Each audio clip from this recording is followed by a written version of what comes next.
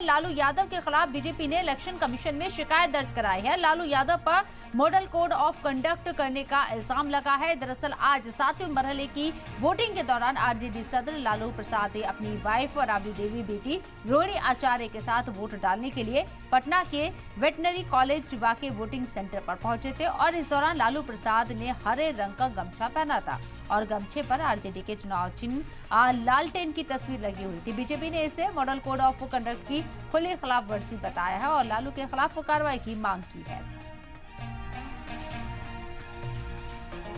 तो इलेक्शन पूरी तरीके से संपन्न हो चुका है, कंप्लीट हो चुका है। आज 7वें फेज के लिए वोटिंग का अमल पूरा हो चुका है। 4 जून को नतीजे सामने आएंगे और लालू प्रसाद यादव के ऊपर कोड ऑफ कंडक्ट का वायलेशन करने का इल्जाम लगा है। इलेक्शन कमीशन से शिकायत की गई है। वोटिंग सेंटर पर वो हरे रंग का गमछा पहने थे और उसके ऊपर उनकी पार्टी का चुनाव चिन्ह लालटेन भी था, जिसको लेकर शिकायत दर्ज कराई गई।